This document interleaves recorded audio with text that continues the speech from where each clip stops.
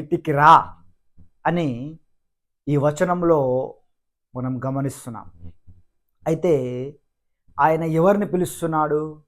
ఎవరైతే అక్కడ పడుకుంటున్నారేమో, ఎవరైతే అక్కడ కూర్చున్నారేమో చైర్‌లో, అయితే వారిని పిలుస్తున్నాడని కాదు కానీ ఇక్కడ ఆయన వారిని పిలవడం లేదు.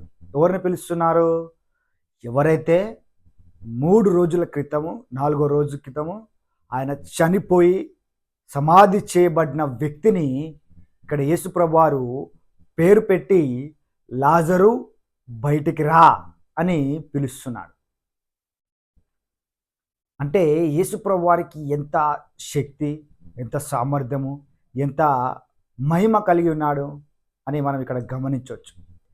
అయితే అంత ధైర్యముగా లాజరు బయటికి రా అన్నప్పుడు లాజరు ఆయన యొక్క బయటికి వచ్చేటప్పుడు మనం చూసినట్లయితే ఆయన అవయవాల్లో అన్నీ కూడా బాగుపడిపోయాయి.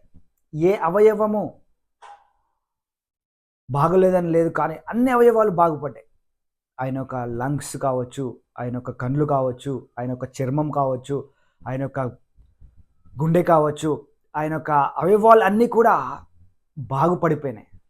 చాలామంది నా అవయవాల్లో కిడ్నీ ఫెయిల్ అవుతుంది, కిడ్నీ పనిచేయట్లేదు, హార్ట్ పనిచేయట్లేదు, లంగ్స్ పనిచేయట్లేవు అని చాలామంది కొన్ని ఐస్ ప్రాబ్లమ్, ఐ ప్రాబ్లమ్స్ ఇవన్నీ ప్రాబ్లమ్స్ ఉన్నాయని చాలామంది వారు భయపడుతూ ఉంటారు. కానీ ఎప్పుడైతే యేసుప్రభు వారు లాజరు బయటికి రా అన్నప్పుడు ఆయన అవయవాలన్నీ కూడా బాగుపడిపోయాయంట. కాబట్టి దేవుడు మీతో కూడా ఈరోజు మాట్లాడుచున్నాడు. మీ యొక్క అవయవాలన్నిటి నుంచి ఏదైతే సమస్య ఉందో వాటి నుంచి దేవుడు ఈరోజు మిమ్మల్ని బయటికి రమ్మని అడుగుతున్నాడు, బయటికి రమ్మని ఆజ్ఞాపిస్తున్నాడు. మీరు నమ్మినట్లయితే దేవుని మహిమను చూస్తారు. ఆ యొక్క నొప్పి కావచ్చు, కాలు నొప్పి కావచ్చు, దాటి నుంచి బయటికి రమ్మంటున్నాడు. ఆ యొక్క నడుము నొప్పి కావచ్చు, దాని నుండి బయటికి రమ్మని ఆజ్ఞాపిస్తున్నాడు. ఎప్పుడైతే లాజరును బయటికి రమ్మన్నప్పుడు ఆయన అవయవాలన్నీ బాగుపడ్డాయి.